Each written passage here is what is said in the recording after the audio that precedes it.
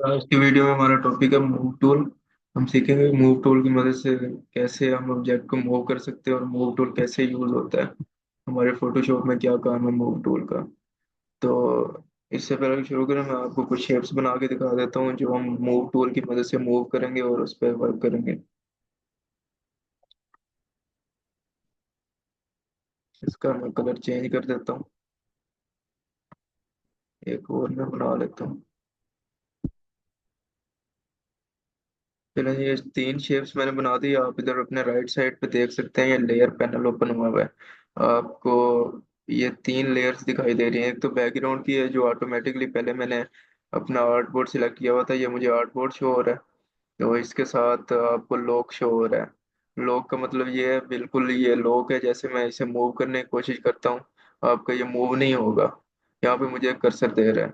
अगर मैं इसे अनलॉक कर देता हूँ तो ये इजीली मूव होने लग जाएगा, आप देख सकते हैं। तो लॉक करने का पर्पज यही होता है कि आपकी लेयर लॉक हो जाती है। आपने दोबारा इसे लॉक करना है तो यहाँ पे सिंपली ऊपर आपको लॉक का ऑप्शन नजर आ रहा है, इससे भी आप लॉक कर सकते हैं। और अगर इसकी शॉर्ट की आपने वो करनी है तो कंट्रोल स्लैश से आप इसे लॉक और अनलॉक कर सकते हैं। और अब मैंने जो शेप्स बनाई है वो अलग लेयर्स में आपको शो हो रही है। तो लेयर्स का मतलब ये होता है, आपने जो भी वर्किंग करनी है ना, आपने सबसे पहले आपको ये बता दूं, आपने न्यू लेयर में करनी होती है। अगर आप बैकग्राउंड पे करेंगे वो आपको एडिटेबल नहीं होगी, फिर आगे मतलब पोस्ट वगैरह बनाने में, ग्राफिक्स बनाने में मसला होगा। अलहदा लेयर होगी तो आप इजीली उसे यूज कर सकेंगे, इजीली मूव कर सकेंगे, जैसे ये मैं मूव कर रहा हूँ। तो ये इजीली मूव हो रही है। अगर मैं अपना माउस इस पे क्लिक, ब्लैक वाली शेप पे क्लिक करता हूँ, ये ब्लैक लेयर सिलेक्ट हो गई। और अब मैं इसे मूव करता हूँ तो ये इजीली मूव हो जाएगी जहाँ भी करो। तो अगर आपने ये ब्लैक इस वाली शेप के रेक्टेंगल टू के पीछे चली गई है ना, अगर आपने इसको फर्स्ट पे लेके आना, इसके ऊपर लेके आना, तो सिंपली आप इसे होल्ड करके फर्स्ट वाली लेयर को, रेक्टेंगल वन जिसका नाम है, उसे होल्ड करेंगे, उसे ऊपर ले आएंगे, ये उसके ऊपर आ जाएगी।